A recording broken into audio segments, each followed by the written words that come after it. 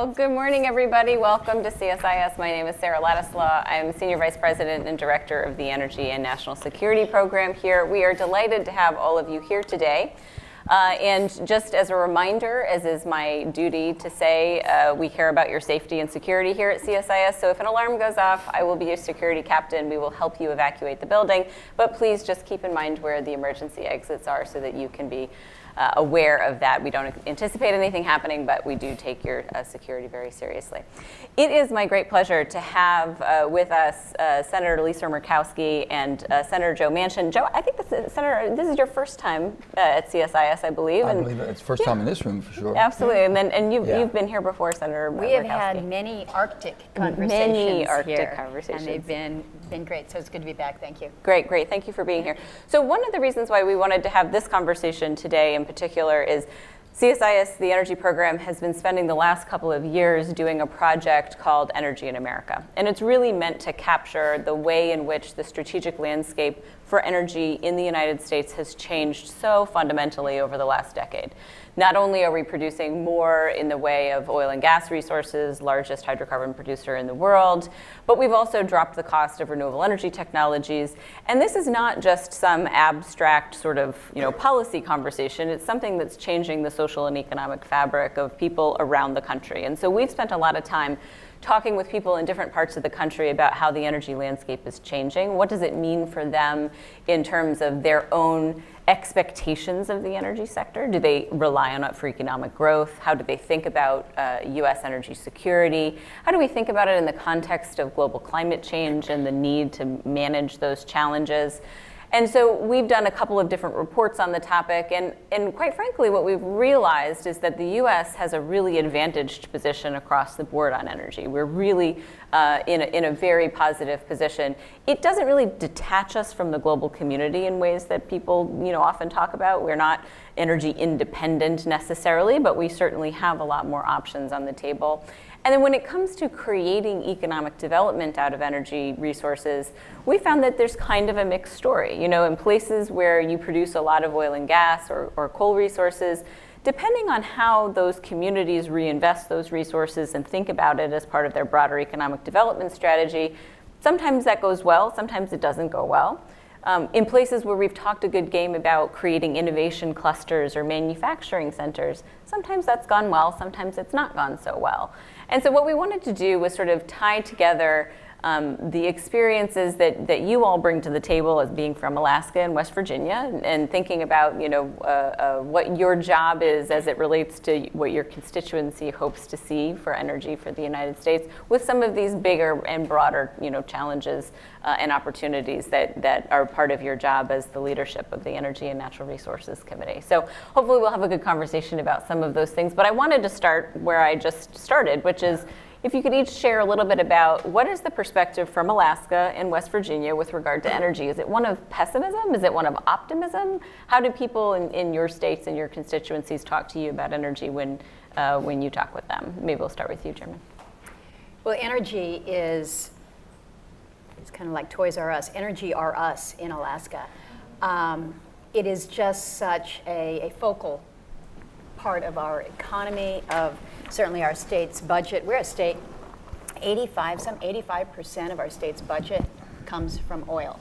Think about what that means in terms of dependency on one resource. Now, having said that, we've seen the price of oil go down. We've seen production in the older fields in the North Slope go down. And so that has had substantial impact on our state's budget. It's put our governor and his administration in a pretty tight space. So there's pessimism there, but you have great optimism with what is happening in terms of exploration and production in the National Petroleum Reserve, in the 2017 tax bill. We included the provision that will allow us to advance in the 1002 area of ANWR. So those lease sales will be coming up in the near future. So there's a level of optimism there. But there's also a recognition in Alaska that as significant as this oil resource is to us, we are still the state that has if not the highest energy costs in the country, maybe the second highest, because our communities are so remote. We're not part of an energy infrastructure grid, so to speak. And so it's required us to really be innovative and push out in areas that you might not expect when it comes to renewable energy resources. We have been leading the country, and some would say leading the world, in terms of microgrids. You've got a small community of, say, 500 people. There's no natural gas pipeline that's getting to you. The oil comes to you, yes, but it's produced up north. It's shipped down to the lower 48, and then it's sent back to Alaska, so that by the time it gets to your community on the Yukon River, you're paying $8, $9, $10 a gallon. That's not sustainable.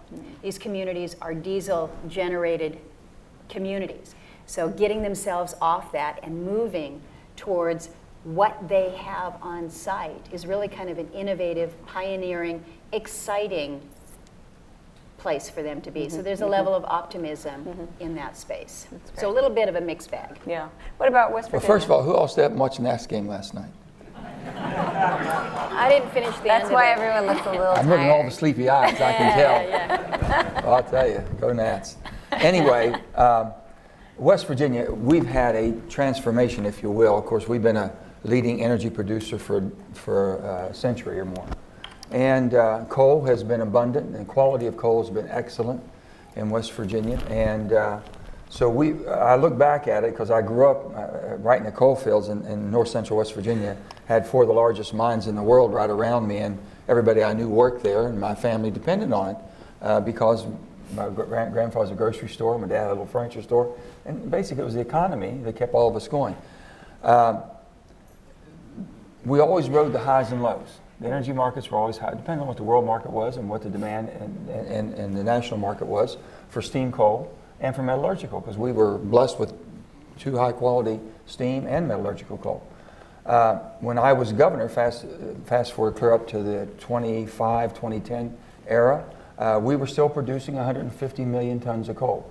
When I was younger, they were always in the 200 million tons a year. So we pretty much depend on that. The economy and the market was based around that. We went down to as low as 76 million tons just recently under the Obama administration. And then we're back about 91 million tons. People are coming to realize it's not just all policy, and it's not because that they thought that in my state, that the Democrats were in revenge trying to shut them down for fossil. But it was market. We were also blessed with an ocean of energy under us with all the natural gas we have. We have the Marcellus Utica. Now we have the Rogersville, which is much deeper, but we have an ocean of wet properties, which is the butane, propane, and ethane.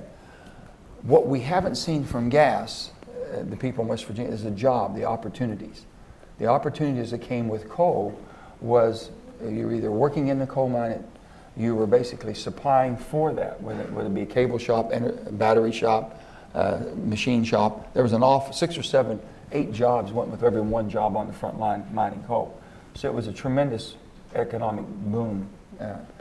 And then when things had changed and the previous administration was putting more efforts towards renewables, we have one of the largest wind farms east of the Mississippi.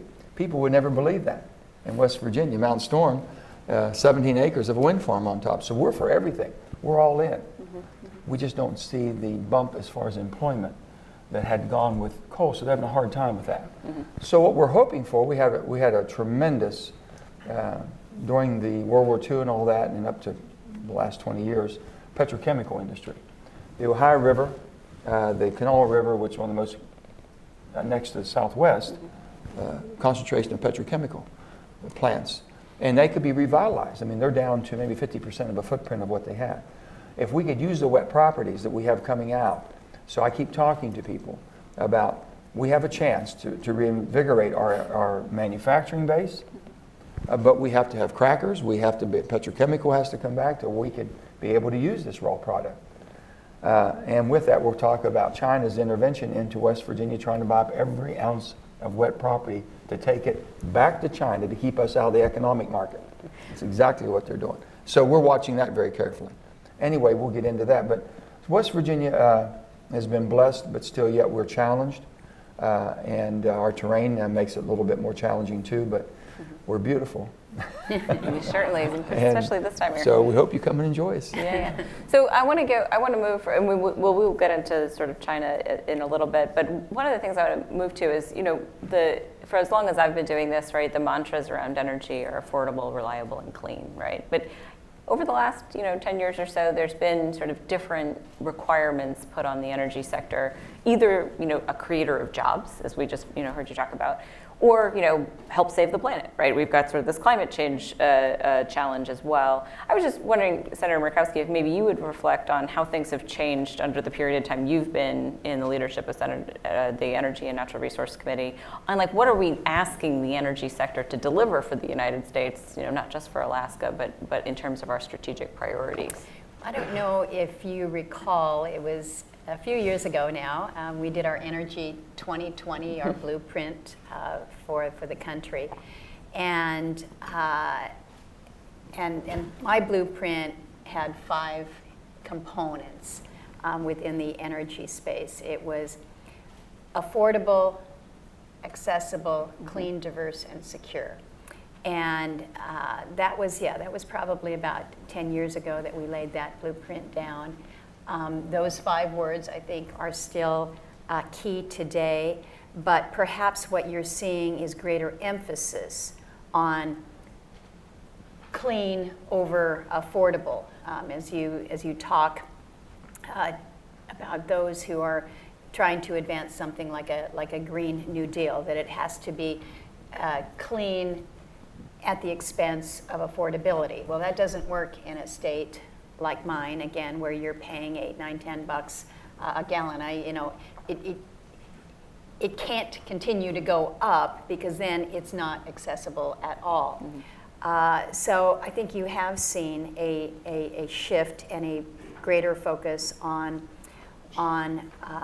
clean and renewable, but also the resilience side. And this kind of factors into what Senator Manchin and his constituents in West Virginia have seen, but making sure that we have this level of resilience. People want to make sure that, yes, their energy is affordable, but they also expect it to be there on demand. And so when we are made less resilient, whether it is because of severe weather events, or it's because you've taken offline some of your more baseline, just kind of chugging away every single day, the coal facilities out there, and moved it towards renewables that are not baseline power, what that presents in terms of uncertainty to the consumer. And so I think that's much of what we've seen with the shift. Being in a situation where we are now, and you started this out in your introductory comments, where it might not be energy independence, but when you are the number one producer of oil and natural gas in the world, it gives you a space and a position, certainly from an energy security position, where we can play a much greater role than we ever have before. That is also a factor that is new. It's just been in this past decade that we have gone from a nation that was building import terminals for LNG to now figuring out how can we move our LNG to export more rapidly. So there's been a lot that has changed. It's come about in a very short period of time, but we're truly enviable around the world because of that part of it.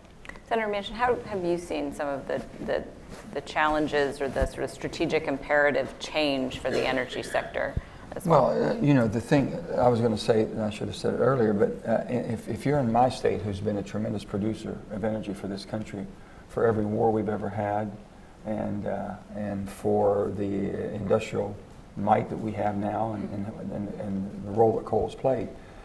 People in West Virginia and most families have been intertwined in the coal industry one way or another. A grandfather worked in the mines, an uncle, an aunt, mom, dad, or somebody worked and related to the mine. They feel like the returning Vietnam veteran. We've done everything our country's asked us to do, and you left us behind. Now you don't like us. We're not clean enough. We're not green enough. We're not good enough. So just throw them away. And we can't do that in America. So whatever traditional or the oil that Alaska is producing, and if we move away and we're not demanding as much oil, and you might not be producing much another decade or 2 decades from now, you can't leave Alaskans behind for the work they've done for us unless you give them other opportunities. Well, that's where your tax policies come in. Mm-hmm. If we're moving and shifting towards new maturing and new opportunities in the energy markets, if you will, the realm, then you have to make sure the incentives are going to the states that had the energy reliance that we've depended upon. Mm-hmm. So if West Virginians would have, in let's say 2.9, 2.10, 2.11 says, okay, we're shifting. A lot of tax credits are going to renewables, but you have to use the tax credits in the states that lost the energy jobs, traditional energy jobs. There would have been no disruption, a political disruption at all. Mm-hmm, mm-hmm. But it just flip-flopped everything in our state because that no one cared and they left them behind. I just think that in the next decade or 2 decades, we're all going to be energy producers. How the grid delivers, how net metering back, what we do, how energy gets into the system, we're all going to be much different than what we see today. Mm-hmm. What that's going to do, I really can't tell you because we have traditional base load plants. I just came back from Saudi Arabia.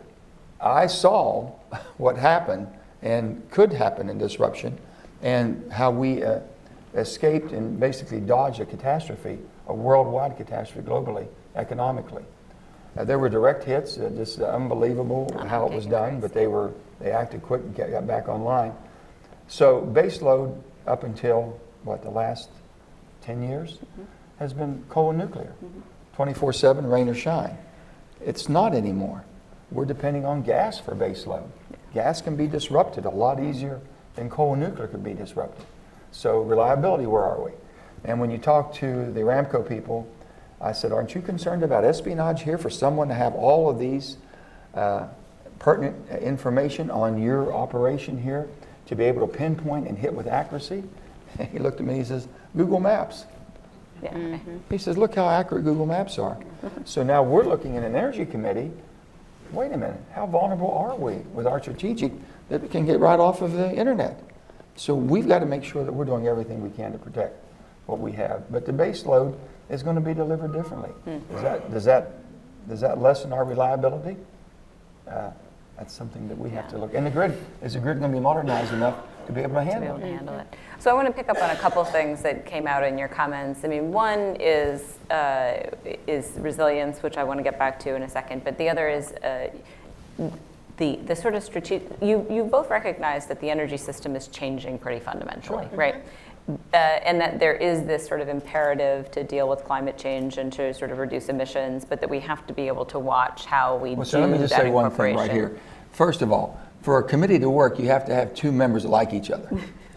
We like We have a big problem on that front. We are good friends and we like each other. On top of that makes, we have both great staffs. We both have been blessed with good staffs. And it makes it easier for the staffs to work together if the members are working very close and they're good friends. So we have an unbelievable opportunity for this next year with this Congress we're in to really make something happen, to get a comprehensive energy that has not meeting the needs that we have, but also looking at the future. And that's a tremendous opportunity we all should be taking advantage of. But can you imagine when on my side of the aisle they thought Manchin's going to be the ranking member? With Murkowski. Woo! Mr. Coal, Ms. Oil. That was a tough What did pill. we start with? We started focusing on climate change. That was the first thing. First climate change meeting that we had, hearing, was in 7 years. Mm-hmm. And there's no one in West Virginia wants to breathe dirty air, drink dirty water. I mean, we're all for climate change. We know it's happening. We know that we're responsible and we can do better. But with that, I've said this, I'm for innovation, not elimination, because elimination is not going to work. It's not where the world's going. And if you think that that's going to change the world by us eliminating, they're going to follow us, well, shoot yourself in the leg and see if I'll do it. Okay? Not going to happen. So you preempted my question, which is you guys have chosen to focus on innovation, right? Which is Correct. both a very bipartisan thing. We've seen lots of support for additional levels of innovation. The question I have is innovation just in investing more in R&D enough today, right? And so this is where I'd like to sort of bring in the idea of competition with China, competition with other players that are not just investing money in R&D, but they're organizing themselves around industrial strategies to compete in the energy sector.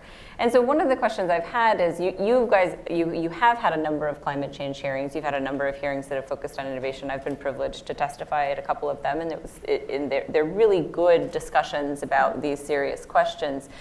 But it does strike me that we are having a conversation about trying to innovate, to drop the cost of technologies, to make dealing with climate change easier, to make all of these issues that you've talked about, resilience and reliability, easier.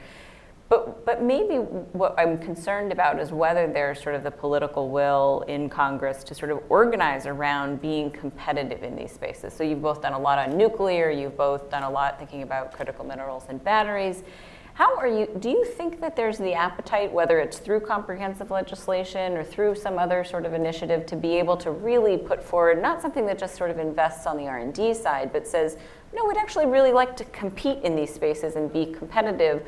Or does our sort of adherence to a free market economy kind of idea kind of pull us back from having conversations like that? I don't think that innovation on its own is enough. Right. You can have all kinds of great ideas in the basket, but if you can't put them into implementation, if you can't modernize that grid to accommodate what you have innovated, if you can't translate it out to the consumer, then what you have are just a bunch of good ideas in the box. And so we have always, I think, performed well in the good ideas category. This is American ingenuity. We love to talk about it. We are great at it. But what we need to do better is to figure out how we facilitate it. We talk a lot about, in the ARPA-E space, how you get from the good ideas section past the valley of death where all good ideas go to die and into the true implementation. We have a ways to go with that, and some of it is our own regulation. Some of it is those who would say, I don't care what gains you have made in efficiencies, you're still dealing with a fossil-based energy source, and so I don't want you to move it anywhere in any way. And so you've got those naysayers that hold you back. So innovation on its own is not the sole answer. It is really working throughout the full panoply of how you make these transformational measures happen. But in terms of competition, I think this is where we have a lot of room to grow. And it's not just competition here within this country. It's making sure that we can help lead with other nations in cooperative partnerships. And nuclear is a good example. We used to own this space, not so much anymore, in terms of the manufacturing, in terms of the skilled workforce, and we have seen what has happened to nuclear in this country. We're seeking to revitalize this. We've got our NELA bill, the Nuclear Energy Leadership Act, that I think can help us again in this competitive sense. But another thing that we have just recently introduced and is out there is what we call our Strategic Energy Initiative that will help facilitate an opportunity, a role for some of our financing institutions, Export-Import Bank, to help facilitate a project in another country. Right now, if you're in the nuclear space in another country, the entities that are out there that are helping are Russia and China. Not because Russia and China are so great, it's that they have state-run enterprises that are there to help make it happen. So we're not competing globally that way, and I think that there's an important space for us to step up as a country. Yeah. Senator Manchin, where do you see the opportunities where we can be competitive, not just relative to China, but certainly in technologies that we want to promote? I mean, everything we're talking about, we have the EFFECT Act. We're all looking for innovation. We're looking for the next big bang, if you will. But the big bang is basically in energy efficiency. Mm-hmm. If you really want to make a difference, it's in efficiency. That's the low-hanging fruit. And they're telling me that if we were able to truly dedicate ourselves to the efficiency of how we're using what we've got, mm-hmm. then we can continue to grow up through 2040 and not have that much more energy needed to come online, basically because we're using it much smarter and much more efficiently. Yeah. Those are things we should be looking at, low-hanging fruit, and we have a hard time sometimes with some of our constituents mm-hmm. who say, oh, don't force me to do this. I don't want to have that regulation. I can't take this. Well, someone's got to push you somewhere, so that's where the carrot and stick comes in. Mm-hmm. And you've got to be willing to use it. Mm-hmm. Incentives, we have to use incentives for other countries. We can't. I've been told that if we quit using, and let's say that our friends who are pushing a new Green Deal, if we quit using every drop of oil, every MCF of gas, and every lump of coal, you would change the environment 15%. Okay, now if you believe, if you're trying to say it's all North American climate, not global climate, then that's a whole other story. Mm-hmm. But on the other hand, if you want to say, okay, how do I get India to start using scrubbers, low NOx boilers, and baghouses for mercury, and and clear-stream carbon capture and utilization? How do I get them to do that? Mm-hmm. Well, you give incentives to your entree to your market for trading. Mm-hmm. Mm-hmm. We incentivize them to do things, but if we're not willing to do that, you can't penalize them and say, they're going to look at you and say, wait a minute, if I recall back at the turn of the 20th century, you all used everything you had. You didn't care how you were using it. Yeah. You just basically energized your country to be the superpower of the world. Now you don't want me to have someone in rural India who's never had electricity? You think my grandmother in 1930 cared where that energy came that she could flip on the switch and turn the lights on, or have a washing machine for the first time, or a refrigerator? Not at all. So we've got to put ourselves basically where they are today, mm-hmm. developing nations, and what they're coming on, and how do we help them? So really, please go ahead. I just want to add one more thing on the technology and the efficiency, because I think it's an important part of the discussion, because Senator Manchin is absolutely 100% right that we've got so much space to do more on the efficiency side. Man. But we're so captivated with the next cool idea. Yeah. How we're going to direct capture carbon from the air. That is cool. How we're going to what we're going to be doing more with storage. We all want these great ideas so that we can say we did this. It is not sexy. It's not cool to like change out your light bulbs. Yeah. And yet, we do that in a little town like Yakutat, Alaska, population just around 1,000, maybe a little bit less in the wintertime. And they're saving $70,000 a year. You say $70,000, that's not much. $70,000 is going to get you a teacher in that community that they've saved just through simple things. And I think sometimes we get so caught up that we have to do it. It's the big, it's the big bang theory. It is that. Well, what do we do with the utilities? Here's what I'm saying. Utility company basically has always had, they've had control of the grid, mm-hmm. okay? And they're putting a line into your house or into your business or your store or whatever. And now you're able to be more efficient, but also you're able to maybe have net metering back if you have enough excess energy. And they're going to say, well, we can't take that. We don't want to take that. No, it's not cost effective to us because we already hit.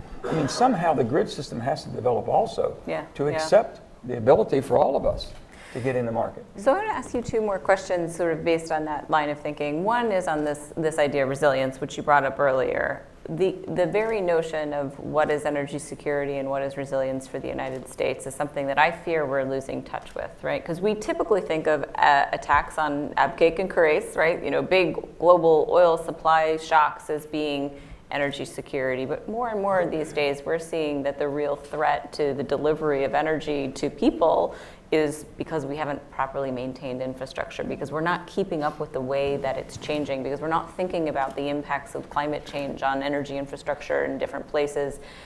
How should we have a more honest conversation? I mean, especially in light of what's going on in California or the repeated sort of, incidents that we see with hurricanes in the Gulf of Mexico and on very critical energy infrastructure there. Well, Sarah, speaking on that, Yes. Rick Perry and I were governors together, and we were become very good friends. And with him, Secretary of Energy, we were talking, and I said, Rick, we're vulnerable. My goodness. He said, Joe, I've seen it. I've seen the model of a Class 5 hurricane coming up the Houston Channel. What it does. I mean, we're crippled, boy, as a country, because we got all our eggs in one basket. Yeah.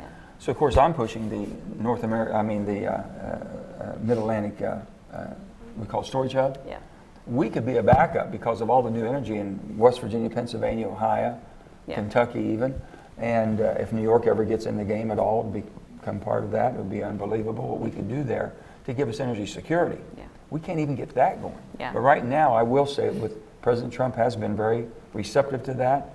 Rick Perry has pushed that very hard, so we're looking at that. Okay. And trying to be that backup that we think the country needs, but also the ability to restart and reboot manufacturing. Yeah. That's what we really need. So there's a system there, but I'll never forget T. Boone Pickens, God rest his soul.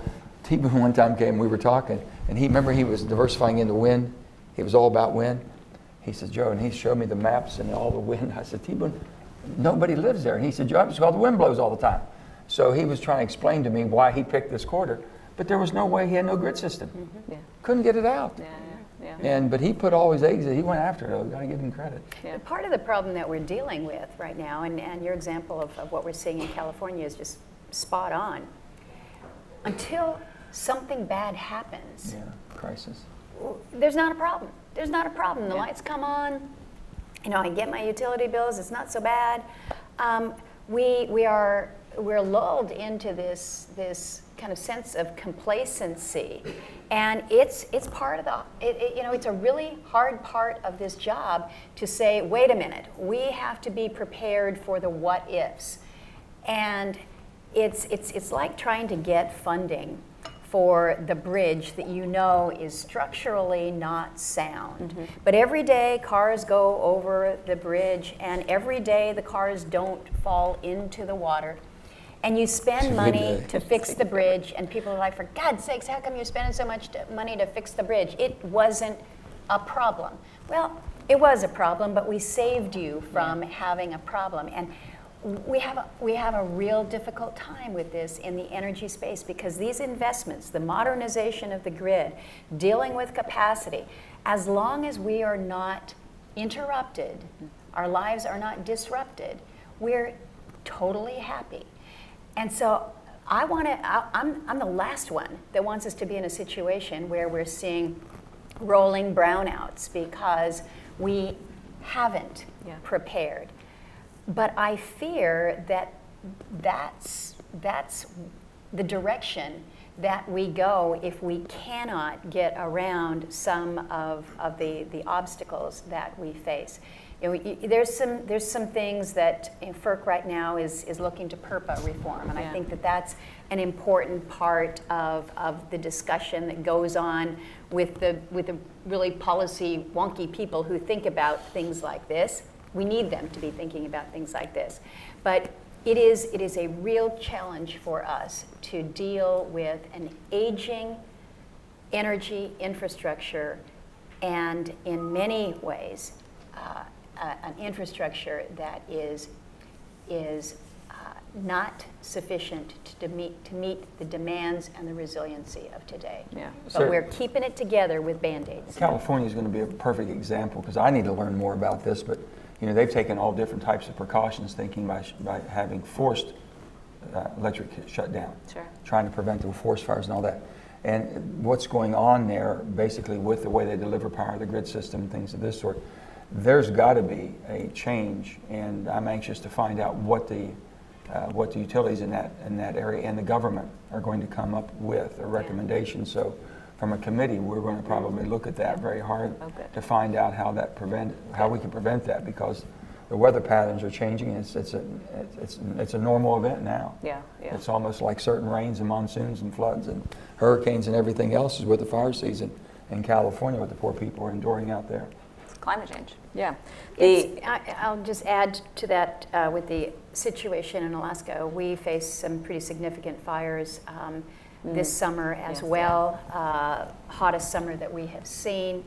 And we had significant fires in an area of the state that supplies basically baseload hydropower that feeds into the one energy grid that we have. That fire wrapped up mid-September. That power line that comes off of Bradley Lake is still down today because of the damage to the transmission line. So all the way up, you're going to have impact throughout this fall and into the winter for folks who are now going to be paying much more for their utility costs. But we just think about, oh, well, the fire is over, all is well. Yeah, right. Turn back, turn everything back on. Well, you can turn everything back on to a certain extent, and then if you look at your statements, you're going to realize how much more it's costing you because of what has happened. California, I think, is in a frightening place right now in terms of not only the immediate situation with their loss of power, but then going forward, the damage to infrastructure and what that means to them as ratepayers. Yeah. So I want to ask one more question because you brought up FERC, which is just another, we don't have all day. So we're going to make a targeted question here. In my observation, right, so FERC is basically in a really tough position because there's a lot going on at the state level, right? A lot of energy policy at the state level, a lot of very aggressive and interesting energy policy at the state level that adds additional sort of challenges to sort of organized markets, in addition to all the ways that, the energy system is changing just sort of, on its own. Is FERC going to be able to deal with all of these issues itself, or are they going to require legislative fixes at some point? Like, do you see a role for Congress in sort of changing the strictures within which FERC operates, or do you think everything that's on their docket, so to speak, is going to be something they can handle? Because these are pretty profound changes in the way we've thought about, dealing with electric power markets around the country. Well, let me just say that first off, we can just get a full working FERC, it'll be a miracle. Yeah. So we're trying to get back up to 5 members. We've had 3 for quite some time, and we should have 5. And we're going through a situation now where there's 2 openings, and there's going to be a hearing, I think, next week on one. The Republican, of course, the Democrats are saying that we've had a lady that's been teed up since January of this past year, Allison Clements, that's gone through all the traps, FBI and everything. She should be brought up, but hasn't been sent up, so Lisa can only deal with what she has in front of her, and we're trying to get that because that's the way the committee has moved. With that, they're going to have to look at everything, what their responsibilities. Before, it used to be PJM. I'm in the PJM system, which is the largest delivery, I think, in the country. And with that, we were always concerned about reliability. And we had rolling blackouts and brownouts because the East Coast and demand that we would have there and the surges that would go on. And coal was always a base load. I mean, the coal plants start coming down exponentially and kind of left us kind of vulnerable. And at the Derecho? Derecho, yeah. That put us within what they said, how many percentage of, it was very narrow of what we had margins to keep the grid energized. And that would have been a catastrophe for the whole East Coast PJM system. And then they start looking at it, is FERC going to be going into it? Is reliability the number one thing, or is it cost and reliability? How they weigh this out? What comes online, what type of fuel they take off and bring on, and all the things. It's a much different market and what they're dealing with than what they ever did before. So I'm interested in finding out what pathway they're going to take, and if it's going to take legislation to put a pathway for them. I do think that you have an agency that has so much more on their plate than they ever have, and that many could have even anticipated. All the things that Joe has mentioned. I mentioned PURPA reform, but think about it just from the perspective of cybersecurity. How do we wrap our head around all of this? And that is also part of their consideration. So it is considerable. I think we need to, from the congressional perspective, from the legislative perspective, I think we need to be looking to see where we can help to facilitate, where legislation may be required. I think that FERC, as it was established, was sound at the time, but a lot has changed. So making sure that they have the level of expertise. These types of reviews are not for the timid.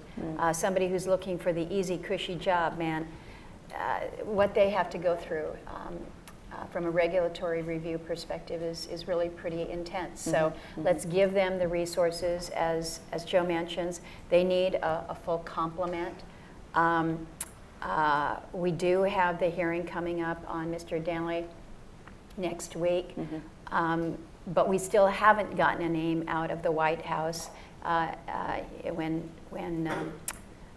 Cheryl LaFleur stepped down in August, it opened that up, but it's like, okay, we can't have a hearing on somebody until you are sent to us from the White House. So we're continuing to wait on that.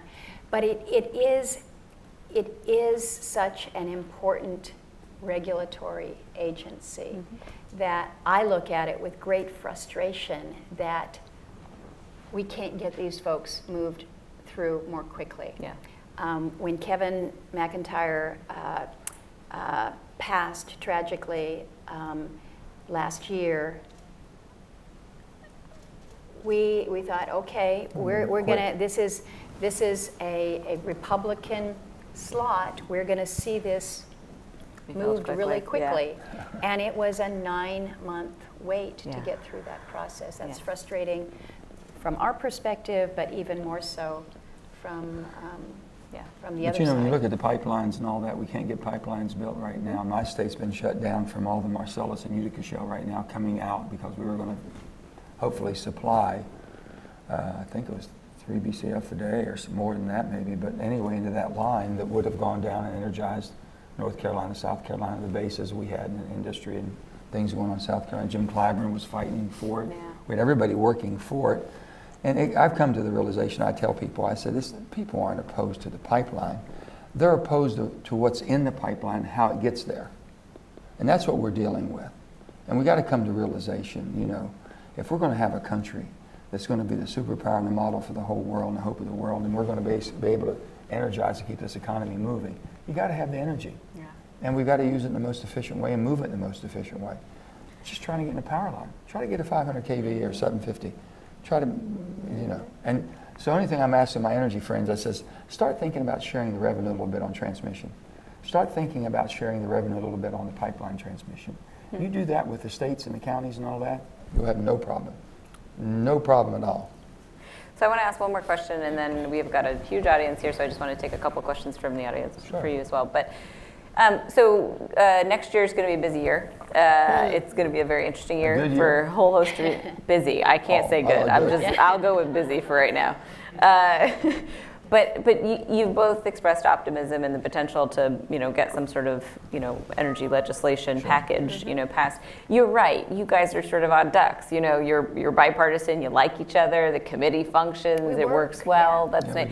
I'm a little more of a pessimist. Like I tend to think that it's going to be hard for us to put together the views that we have in Congress into some sort of meaningful legislation. I have a lot more hope that we're going to see a lot of energy policy moving at the state level. It's going to be really hard for us at the federal level to just keep up with it. Why am I wrong? And why are you guys hopeful that that's going to I'll tell you why you're wrong, Sarah. Remember the beginning of the year. Longest government shutdown that we had, 35 days. What happened legislatively during those 35 days when we were supposed to be in such an incredible state of dysfunction, we couldn't even get in the building together. What we did is we passed probably the most significant land and water conservation package that we have seen as a country in a decade.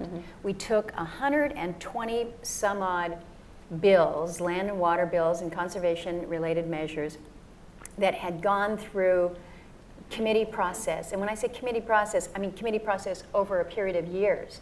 And we worked through all of the things that were bogging particular things down.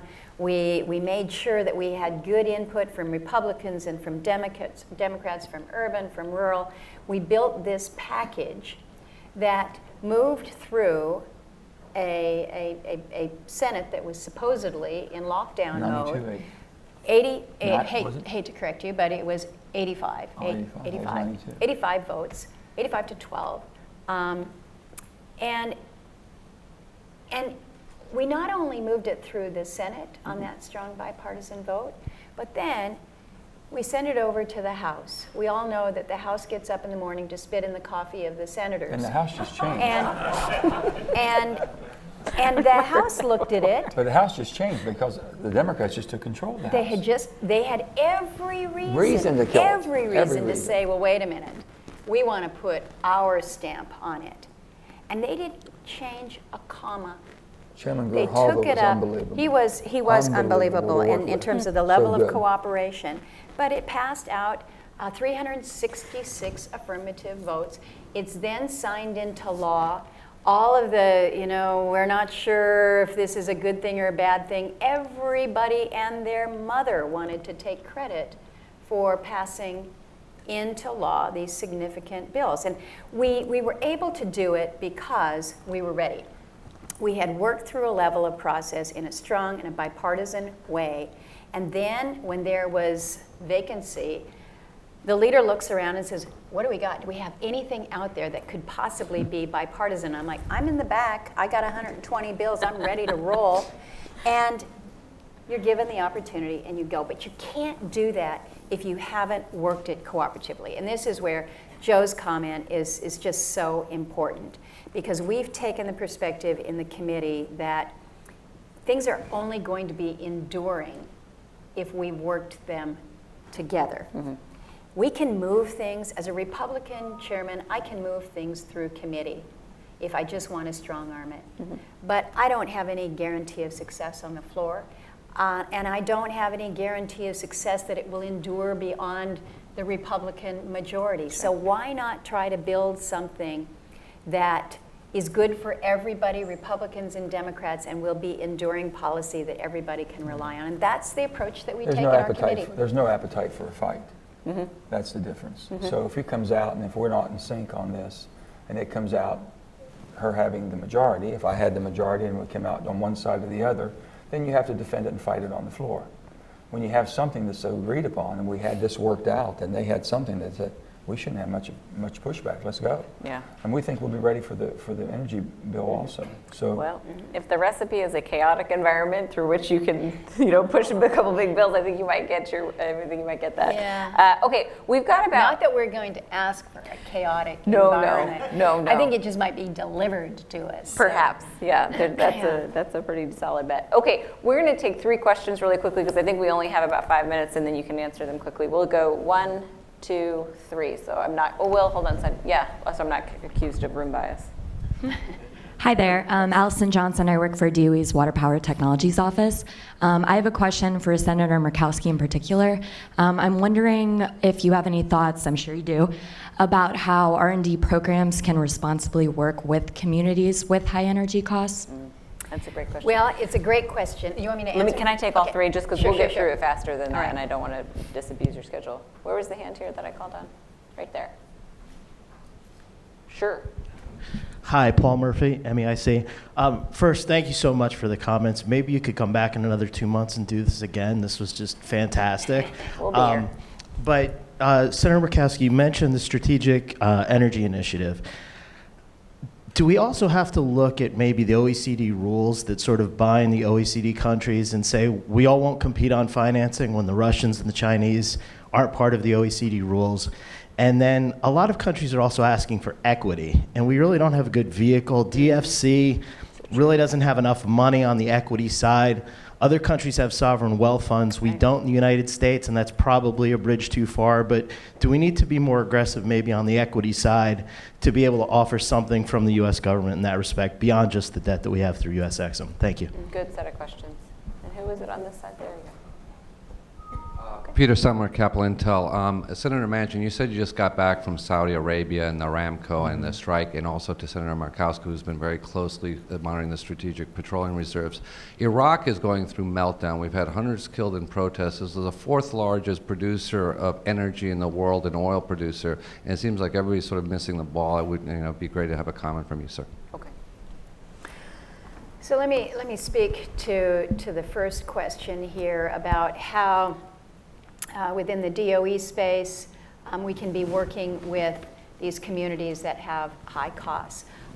You've just kind of thrown the softball up to me because I was out in a coastal fishing community, Cordova, Alaska, population a couple thousand, where working with Department of Energy, working with our national labs, what they have done as a community to tap into the storage component of their small hydro. So what you had was a community that is pretty innovative in this space. They're small hydro, but they're a significant fishing community, so they have high energy needs during the summer, but again, low population. How do you not build a system that is too big during the winter and not enough during the summer, type of a thing? And so what they have done in partnership with the Department of Energy, with our partners at the national labs, is really something that is being viewed not only as a win for this community, but as an example, a prototype of how we can, again, structure these microgrids that are unique to that space, to those assets that are there.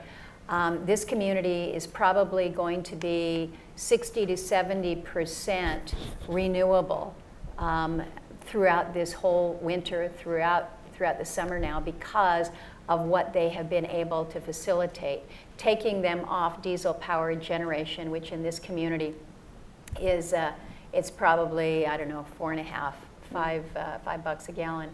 But just to share with you their level of innovation, this is a community that's not attached to any road system, and the mayor, who happens to also run the utility co-op, decided that he wants to get EVs into the community of Cordova, but he doesn't have any charging stations. Well, you're never going to get EVs there unless you put charging stations, so he's got 4 charging stations now, and they've got their first Tesla in Cordova, Alaska. Go figure. Must have been a good fishing season. But it's an example of a community that has branched out on their own to try to find how they are able to take the good ideas and implement them, but they're doing it in conjunction with Department of Energy, who has been a fabulous partner in this, and our national labs. NREL has been a great partner there too. That's great. We got the question about the export financing and equity stuff, and then also the one about, it's SPR question, but oil security in general. Are we missing the boat just because we didn't see a price response and seeing what's going on in Iraq right now? With Exim Bank, we can't even, I think you all have been following that, right? We ain't got much going there. And we just have, the administration is not committed to the Exim Bank. I don't know what else to say. Well, you might be able to talk, but I can't get it. What do we call it? These are tools of statecraft, is how we refer to them in our strategic energy initiative, that can and should be utilized to assist, whether it's Exim or whether it's the development Finance Corporation, yeah, The new OPIC. the new OPIC. And so how we are able to structure them in such a way and a manner that they are effective, and your point about the equity piece is something that I think we need to look at critically. Because again, you can come in and say, we want to be of help, but if we can't deliver because we don't have the sovereign wealth fund, for instance, we're kind of a lot of talk and not a lot of support. So how we're able to structure this. But the fact that we're even having the conversation about it now is an important But you could have offset on that. The criticism we had on Exxon Bank when it was going through different discussions and committees and things of that sort, and people that they thought, well, it was just basically a supplement for the Boeings of the world, if you will, and they were against that. So we had an offset for small business. We can do an offset for the energy sector, which we weren't, because they got to the point under the Obama administration, they stopped financing for any fossil. They wouldn't finance any fossil. So this type of stuff, right. I mean, some common sense, some responsibility and reasonability, but some offsets. Whether it's going to be a 10 or 15% slice of that's going to go to the energy market, gives us a big jump on that. That would be great. Yeah. On yours, on what you talked about with Iraq, I got to be honest with you. We know what happened with Aramco, and we know what the world effect would have been on global markets and the world economy. I think we've become so insulated with all the war that's been going on in the Middle East that somehow we're just discounting that. We're not putting that in the mix. And we've come on so strong now as a country as far as our energy opportunities and availabilities and what we're producing now. And we haven't seen the ticker, if you will, change that much. Yeah. And you have Syria right now. It doesn't make sense to me that we're now into Syria trying to protect an area that doesn't have a great infrastructure, has been deteriorated over a period of time, and doesn't have ability to produce.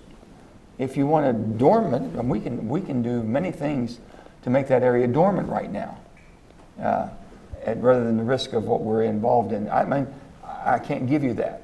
I don't know. It doesn't make. I can't sit here and defend it. It makes sense. With Iraq, we thought we could stabilize that. Well, that hasn't worked out very well.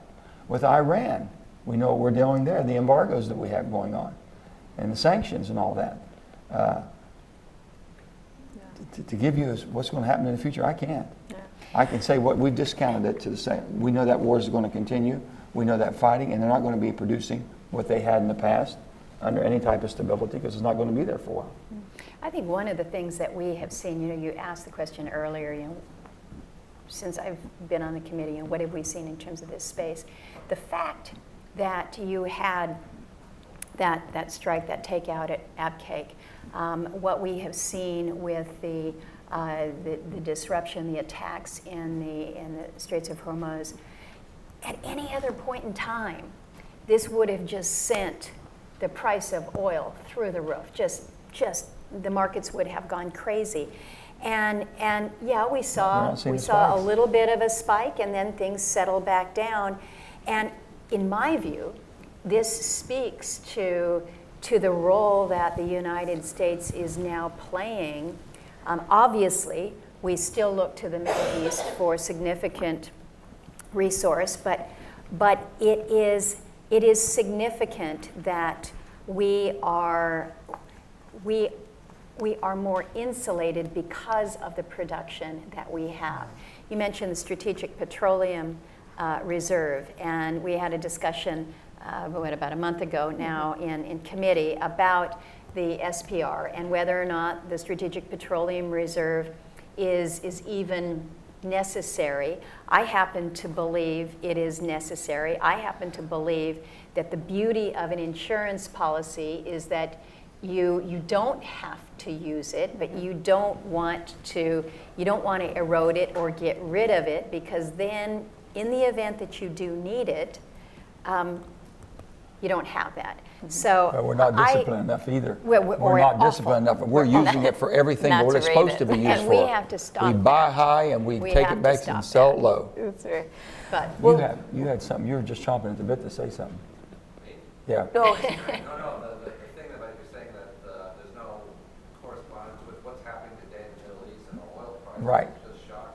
It is shocking. So a shameless We're plug. insulated. A shameless plug on our side. Senator Cornyn has asked to come talk about that here next week. Wants to talk about sort of oil security, the global market. I agree with you. I think we are in a much better position. But it always matters, and you all know this, and this is one of the reasons why you support the SPR. But it's the context, right? You know, I mean, Yes. in another point in time, or had that tropical storm that reversed into Texas been a hurricane that did, hit that infrastructure, we have vulnerabilities. We're in a much better position, but we do have vulnerabilities, which is why And it's we good to have insurance We have to be policies. aware, we have to be heads up, and we have to anticipate that stuff might happen. Yeah, right. And Well, look at it's where when we the- get too complacent and say, stuff hasn't happened in a long time, we don't need to worry about it. Yeah. That's a vulnerability We that haven't we should not done expose infrastructure on the ourselves to. storage Yeah. where we Yeah. keep it. Yeah. We haven't basically set We're up. modernizing it, I know, finally. a little bit. Yeah. But we haven't done anything on what we think the level should be. And we should be disciplined enough or basically prohibited from using it for budget gimmicks. Yeah. No, I And agree. we've done all that. Yeah. Well, listen, we could go on all day because this is a very interesting discussion. There's a lot going on in this sector. And so we want to say thank you very much for spending your morning with Thank us you. and Thank you. sharing your thoughts. Very appreciated.